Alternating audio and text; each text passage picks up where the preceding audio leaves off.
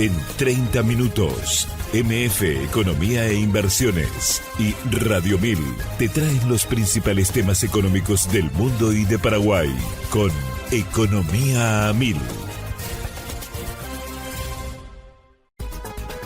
Este podcast es presentado por la Bolsa de Valores de Asunción, promoviendo los valores del mercado.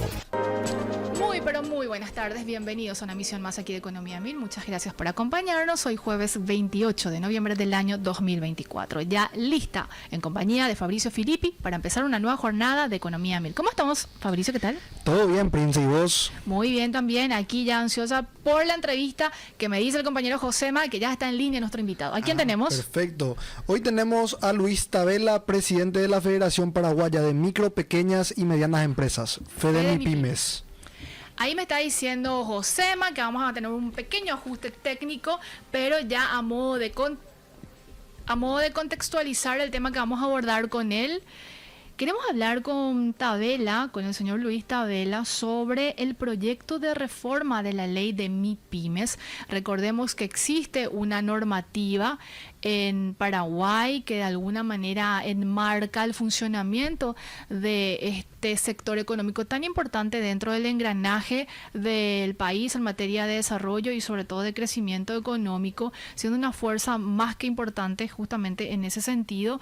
Y se había presentado hace meses atrás, si mal no recuerdo, y justamente vamos a evacuar esa duda con Tabela, esta ley que hace que se sinceren más determinadas aristas del funcionamiento de las micro, pequeñas y medianas empresas. Y ahí el compañero Josema ya me da pie para la entrevista con Luis Tabela. ¿Cómo estamos, don Luis? ¿Qué tal? Bienvenido. Gracias por estar del otro lado.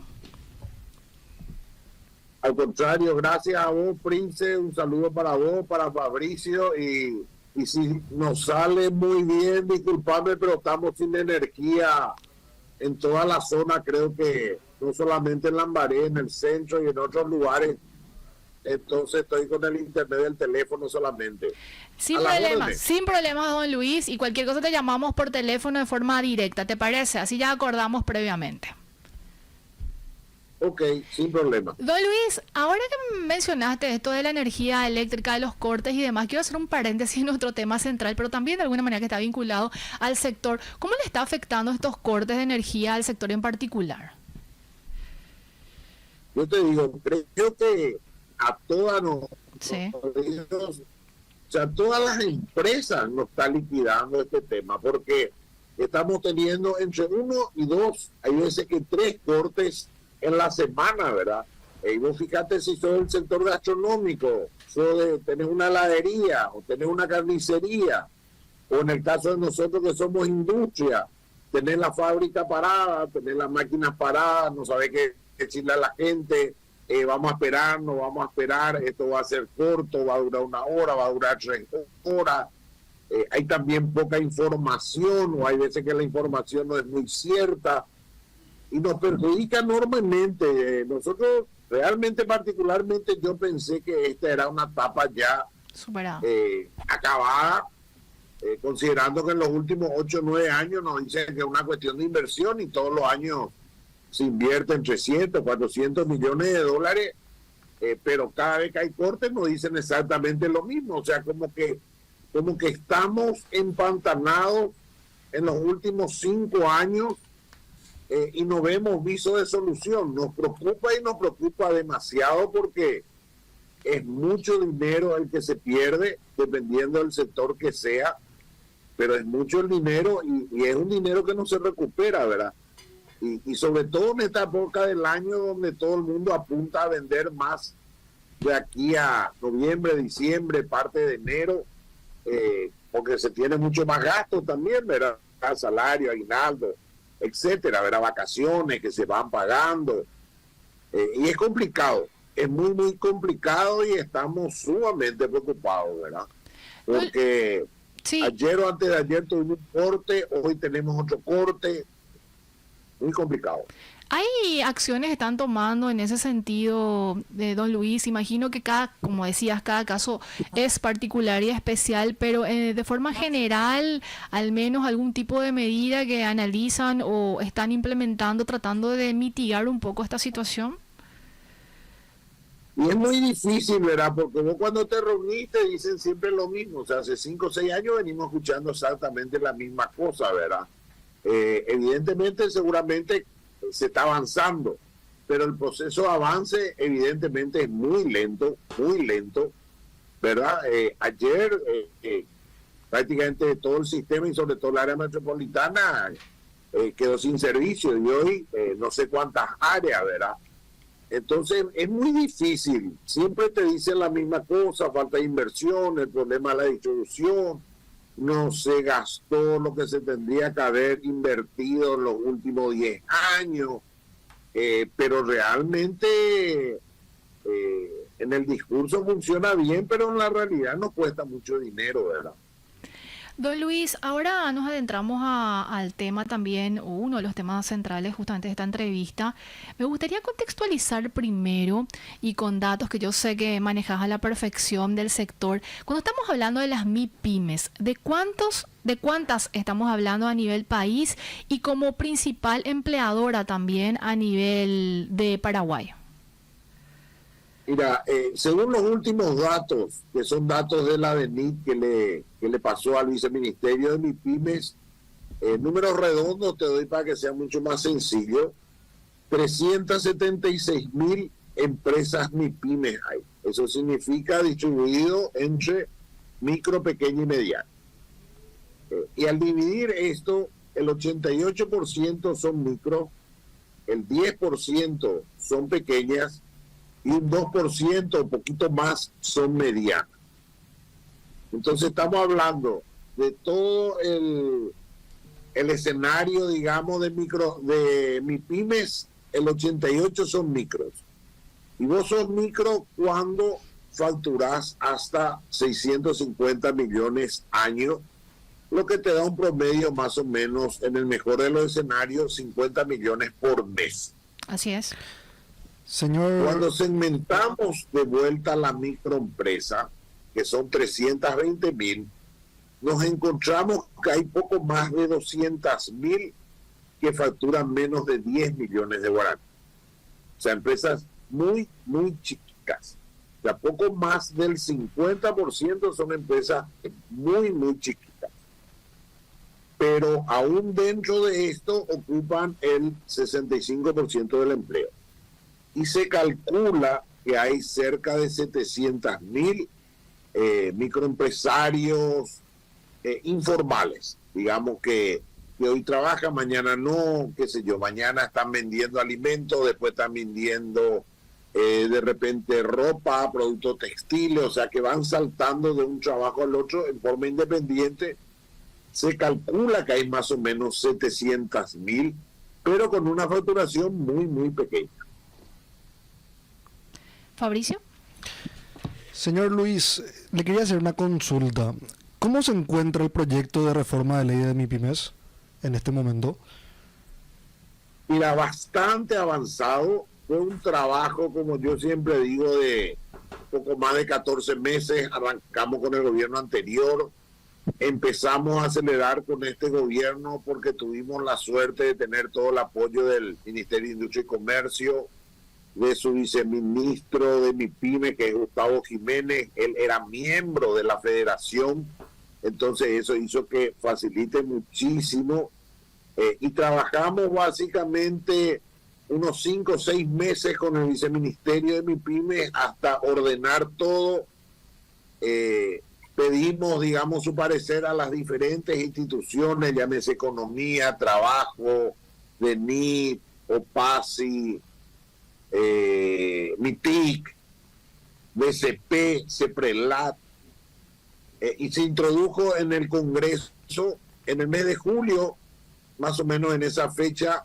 Lo tomó como suyo la Comisión de Industria de la Cámara de Senadores, presidida por el ingeniero Petengil, y empezamos a trabajar de vuelta con ellos. Y fue un trabajo que terminó a comienzo de noviembre, lo cual se metió en plenaria y en la siguiente sesión se aprobó por unanimidad. Primero tuvo una aprobación en general y luego en particular. Hoy ese proyecto está en la Cámara de Senadores, en la Cámara de Diputados, tiene ya media sanción de senadores, ya está en el orden del día para tratar el proyecto el día martes. No sé si se va a tratar sobre tabla en el mismo momento o van a derivar a comisiones. Y espero que en la siguiente sesión ya se trate, porque tenemos que tener en cuenta que solamente quedan 3 sesiones para el cierre del Parlamento, y por supuesto nosotros apuntamos de que se apruebe este año.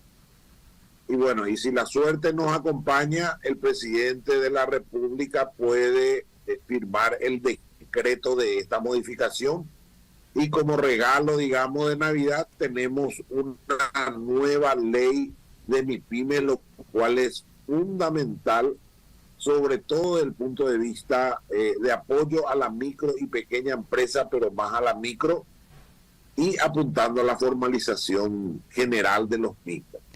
Don Luis, para que la gente pueda también entender y seguir este tema de la reforma de la ley de MIPYMES, existe evidentemente una normativa que de alguna manera está ciertamente desfasada considerando la situación actual de las micro, pequeñas y medianas empresas. Si tuviéramos que hacer como una suerte de pilares fundamentales y diferencias que presenta esta propuesta normativa versus la actual ley, ¿cuáles serían esos ejes o esos pilares? Mira, para que tengas en cuenta, por ejemplo, sí, como el elemento más importante que llamamos nosotros, cada institución categoriza a las MIPYMES de manera diferente. Algunos por facturación, otros por cantidad de funcionarios, otros tienen una categorización propia. Entonces, lo primero que hicimos es que la DENIT, cuando uno presenta su balance, automáticamente categorice como micro, pequeña o mediana, dependiendo de la facturación, que es una categorización que está dada por la ley MIPYMES. Entonces le pasa esto al viceministerio de MIPYMES. El viceministerio genera en forma online automáticamente la cédula MIPYMES, y estos datos va a permitir de que automáticamente también tenga una cuenta única. Una cuenta única significa que puedas tener una caja de ahorro en el banco que vos elijas, donde puedas mover hasta 50 millones de guaraníes por mes, lo cual eso te va a dar una visibilidad, te va a instalar en el sistema financiero que hoy no está instalado, y a corto o mediano plazo te va a poder permitir de que vos accedas a un préstamo o a una tarjeta en el mismo banco, ¿verdad? Porque nosotros tenemos que tener en cuenta hoy que estas 376,000 empresas que tienen RUT, pero no necesariamente tienen las otras certificaciones cuando hablamos de micro o pequeña. Ejemplo, si vos tenés una empresa de alimentos, cada producto que vos fabriques, proceses y vendas tiene que tener una certificación de la INAO. Eso hoy no se da por los costos. O si vos tenés una empresa sanitaria, tenés que tener una certificación de Dinavisa. Y así sucesivamente, o de Senave, o de alguna otra institución, ¿verdad? Entonces, con esto, en la ley, el elemento más importante que ponemos es que una vez que vos accedas a tu cédula MIPYME, los próximos 3 años, todas estas certificaciones van a tener un carácter gratuito. O sea, no te van a cobrar. Con eso te estamos diciendo, formalizate, tenés 3 años que no vas a pagar nada. Eso te va a potenciar como empresa, te va a poder permitir que empieces a ser competitiva, y a partir del 4.º año vas a pagar, pero vas a obtener descuentos que van a ir del 75 al 50%. Entonces, esos son los elementos que nosotros consideramos que es sumamente importante para que te permita una formalización, porque tenemos que tener en cuenta lo siguiente. La mayoría de las microempresas están manejadas por mujeres. Algo así como el 60% son emprendimientos de mujeres. La gran mayoría de estos emprendimientos están en el sector sanitario o alimentos. Cuando vos tenés certificaciones, te permite que vos puedas tener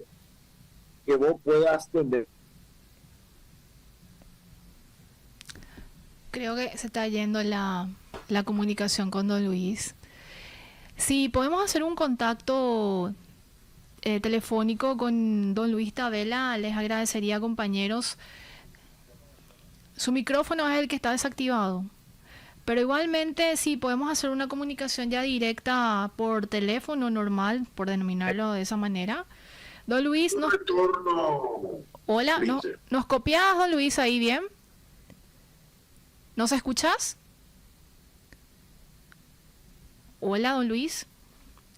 Ahí voy a pasarle a los compañeros para que puedan hacer el contacto telefónico con don Luis Tabela para seguir hablando sobre el proyecto de reforma de la ley de MIPYMES. Así que cuando tengan, ya estamos en línea con don Luis. A modo de recapitular, justamente mencionaba don Luis que había varias aristas que presentaba esta propuesta de reforma de MIPYMES que busca, entre otras cuestiones, ayudar al proceso de formalización por ya considerado el alto nivel que se tiene en ese sector en materia de informalidad, y se estaba proponiendo una prórroga justamente en ese sentido para que se pueda de alguna manera hacer este proceso de ir incluyéndose dentro de lo que es el sistema de formalización. Ya los compañeros me confirman que está Luis Tabela. Don Luis, ¿nos escuchas bien ahí?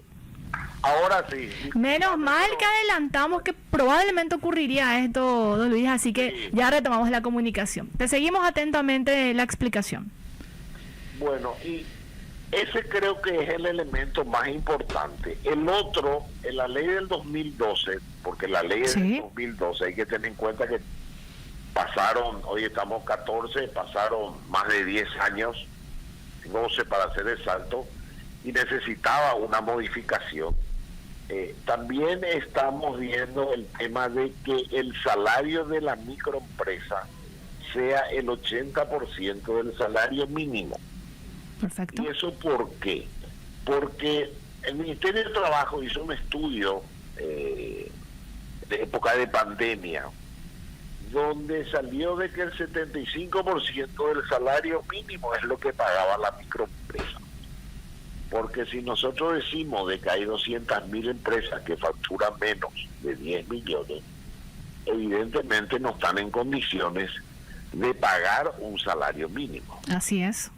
¿Verdad? Porque el salario mínimo, con todas las cargas sociales sumado, te cuesta 3.600.000, y si vos facturás 10, te va a dejar un margen en el mejor de los escenarios entre el 20 y el 30%.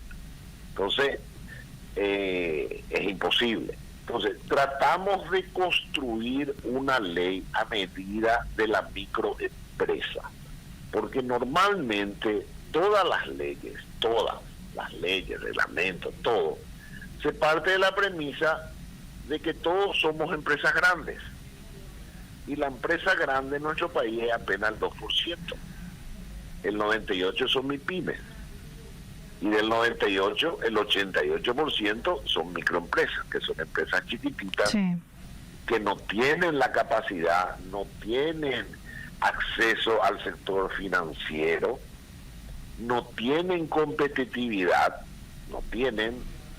entonces tampoco acceden a mercados interesantes que le permite vender mejor su producto.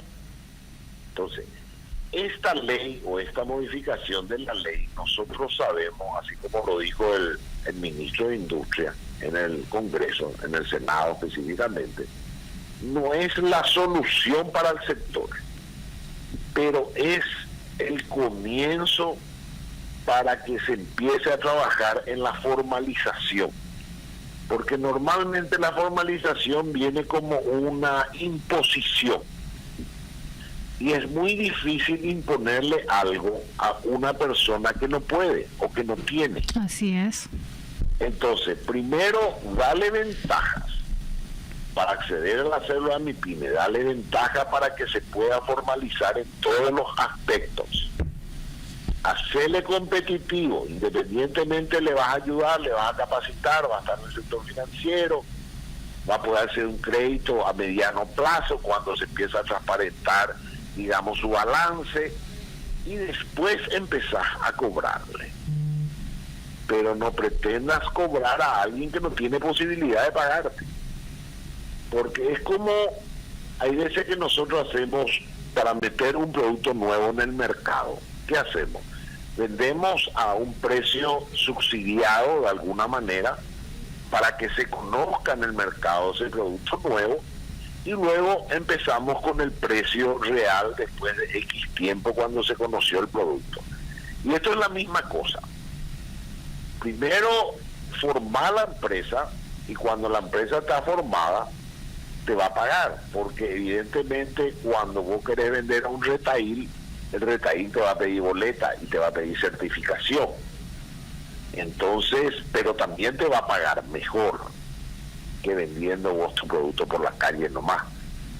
Entonces, ese fue un poco la mirada que tuvimos, trabajamos con la Cámara de Senadores, ahora vamos a empezar a trabajar con la Cámara de Diputados, y trabajamos con las diferentes instituciones. Incluso la OPACI, que al comienzo no entendió, porque tenemos que conocer de que y saber de que los municipios o las gobernaciones están fuera del ejido como institución pública, ¿verdad? Van por cuerdas separadas. Le explicamos a la OPACI que hoy este grupo no paga nomás luego, no paga. Pero si vos le das 3 años gratuitos y vas a tener ya en tu base de datos nombre, apellido, dirección, a qué se dedica, etcétera, etcétera, en el 4.º año vos ya le podés cobrar, por más de que le cobres un descuento, pero ya le vas a cobrar. O sea, vas a ampliar tu escenario, tu mercado de cobro, que de otra manera no lo vas a hacer. Así mismo. Don Luis, nos quedan minutos para terminar el programa y Fabricio tiene una batería de preguntas, pero vamos a ir a una sola y ya a modo de reflexión final. Adelante, Fabricio. Señor Luis, te quería hacer una consultita. ¿Cuáles serían las principales barreras que hoy en día enfrentan las MIPYMES? Y que subsanaría de alguna manera, y ya lo mencionaste en parte también, don Luis, y si hay que complementar con otras aristas que ayudarían justamente a esto que está mencionando Fabricio. Mira, el principal de todo se llama formalización, sí, que es transparencia en las finanzas. El otro es acceso al sector financiero, ni siquiera hablo de crédito, hablo de acceso al sector financiero, y el tercero sería mercado. Lo que ocurre es que si vos no estás formalizado y si vos no tenés acceso al sector financiero que te posibilite en algún momento algún crédito a una tasa razonable, vos no vas a poder ser competitivo y no vas a poder desarrollar nuevos mercados que te paguen mucho mejor. O sea, hay que empezar por la formalización y por acceso al sector financiero, que son los dos elementos principales. Y por añadidura te va a venir el tercero, que es mercado. No tenemos que olvidar que hay un elemento que todavía no está desarrollado. El sector MIPYMES, la nueva ley de compras públicas le da un 20% de compra para el sector MIPYMES. Sí. Eso todavía no hay nada. O sea, en un periodo de 2 o 3 años eso tiene que ser una realidad. Entonces, vos tenés que apuntar a eso. Y hoy, de todo lo que compra los ganadores de licitación de hambre cero, deberían de comprar 5% para las MIPYMES. Suponte que este año no funcionó, pero el año que viene, ya con más tiempo y mejor organización y todo eso, también ahí vos tenés un 5% que si se cumple, estás hablando más o menos de un escenario de casi 10, 20 y hasta 30 millones de dólares. Entonces, hay posibilidad de nuevos mercados, pero para eso tenés que reunir los otros dos requisitos. Totalmente. Don Luis, como siempre, un gusto tenerte en el programa. Que tengas un excelente jueves. A ustedes por llamar. Gracias por el apoyo. Gracias, don Luis. Estuvimos con Luis Tabela, presidente de la Federación Paraguaya de Micro, Pequeñas y Medianas Empresas, Fede MIPYMES. Así mismo. Y le pedimos al compañero Josema la viñeta para compartir con la audiencia las principales noticias económicas del día. MF Economía e Inversiones presenta las principales noticias económicas de Paraguay y el mundo. Bueno, hablando un poco de lo que es el contexto internacional, Bloomberg en línea habla sobre que la economía estadounidense se expandió a un ritmo sólido en el tercer trimestre, impulsada en gran medida por un avance generalizado del gasto del consumidor a medida que la inflación continuó enfriándose. El Producto Interno Bruto aumentó a un ritmo anualizado del 2,8% en el tercer trimestre. Según mostró el miércoles la segunda estimación de las cifras de la Oficina de Análisis Económico, el principal motor de crecimiento de la economía, que fue el gasto de los consumidores, avanzó un 3,5%, que fue el mayor avance de este año. Ya en el ámbito regional, en el portal digital ambito.com, se destaca que la actividad económica de Argentina se desaceleró, o sea, su contracción interanual fue del 0,3% en octubre, la menor baja desde ese mes del año pasado, o sea, si lo comparamos también. Asimismo, en términos anuales hubo una leve mejora del 0,2%, la segunda consecutiva. La actividad económica logró anotar un nuevo avance mensual en octubre y fue un 4,1% superior al punto más bajo avanzado y alcanzado en marzo, señala el informe de la consultora Orlando Ferreres de ese país. En un contexto nacional, ABC nos informa que la deuda del gobierno argentino con el Tesoro Nacional por cesión de energía de Yacyretá ascendería a más de 16,9 millones de dólares, según el informe proporcionado por la Secretaría de Energía del vecino país a la Cámara de Senadores del Legislativo argentino. En su respuesta al Senado argentino, la Secretaría de Energía de la Nación reconoce la deuda con Paraguay por cesión de energía de la central hidroeléctrica Yacyretá por más de 16,9 millones. Según publica hoy el portal digital de noticias El Prisma. La publicación señala que esta cifra se desprende de un informe de las cámaras altas de Argentina confeccionado en base a más de 1.000 preguntas que el Senado le hicieron llegar a Guillermo Francos, el jefe de gabinete del presidente Javier Milei. El alto funcionario aún se encuentra dando su informe de gestión ante el Senado de su país.